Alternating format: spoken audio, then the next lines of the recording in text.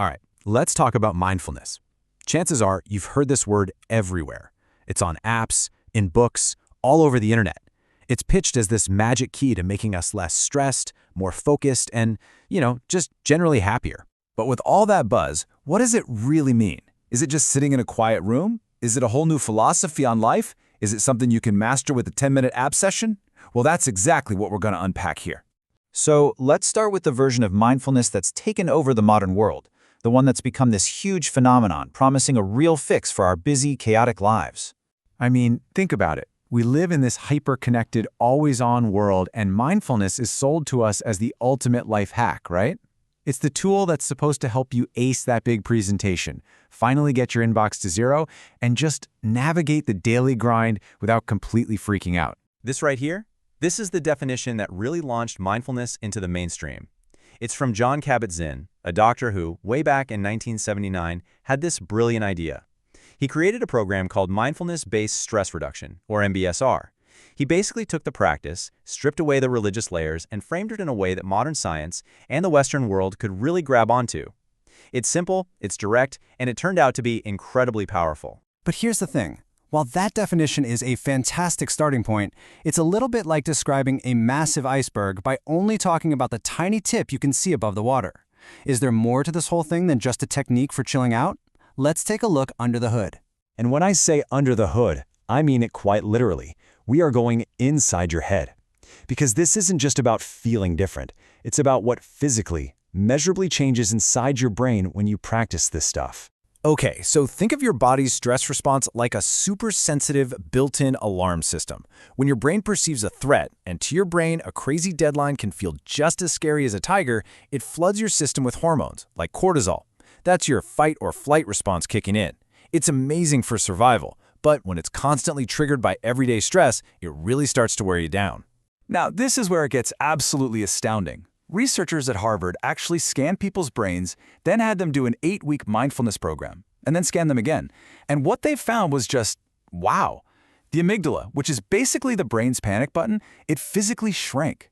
At the very same time, the hippocampus, which is crucial for emotional resilience and memory, it actually grew denser. It built up more connections. So, what did it take to make these incredible physical changes to the brain? You're looking at it.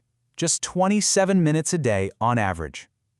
That's probably less time than you spend scrolling on your phone or watching an episode of your favorite show. And again, this isn't just about saying you feel calmer. These MRI scans show it. We are talking about tangible, physical changes to the brain's hardware. You are literally rewiring your brain to be less reactive to stress and more resilient in the face of it. And that rewiring doesn't just stay in your head. It can have a massive impact on the real world, even on your wallet. One study found that people who practiced this stuff used 43% fewer medical services, saving on average over $2,000 a year, just from staying out of the emergency room. Okay, so we have this powerful, science-backed tool, but it didn't just appear out of nowhere. To really get it, we've got to jump in our time machine and see how this ancient spiritual practice became one of the biggest buzzwords of the 21st century. I mean, the journey itself is fascinating. For more than 2,500 years, mindfulness was this deep, spiritual practice, really rooted in Buddhism. Then, boom, 1979, Jon Kabat-Zinn comes along and repackages it for a secular, scientific audience. And by the 90s, the science starts catching up, and it just explodes into the culture we know today. Now, this is a really key point. The original word for mindfulness in the Pali language is sati. And while we often translate it as just bare attention, the meaning is so much richer than that. It also means to remember or to recollect. And we're not talking about remembering where you left your keys. It's about remembering to be aware of the true nature of things from one moment to the next. And that original meaning points to the biggest difference of all. The goal in Buddhism wasn't just to de-stress after a rough day at work. The goal was enlightenment, the complete and total liberation from suffering, which is called dukkha.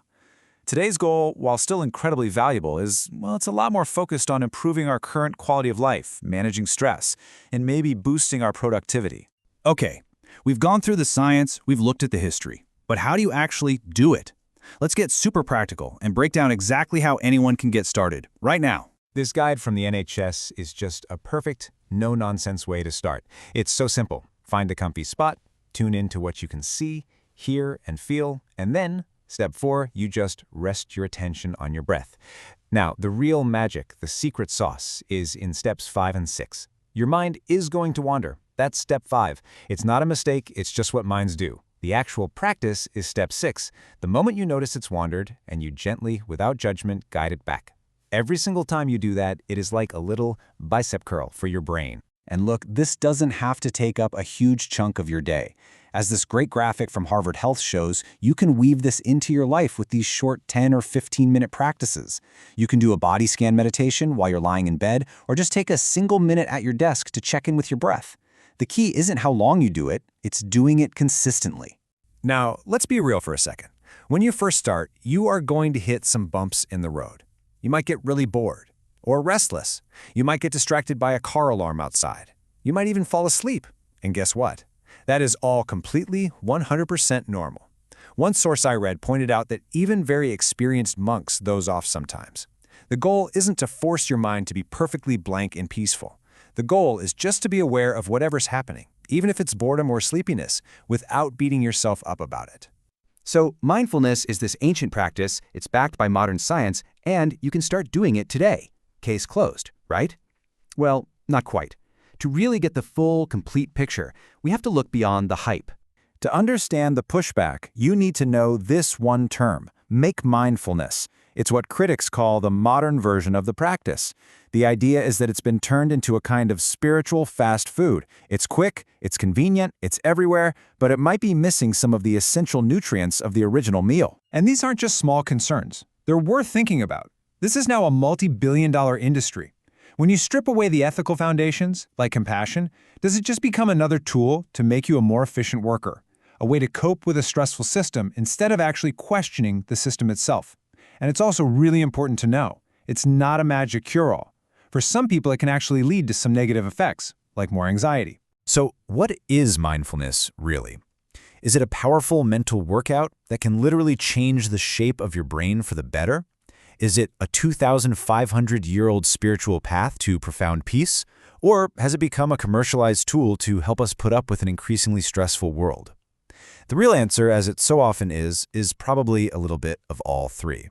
And understanding all those different pieces is the first step to deciding what mindfulness could actually be for you.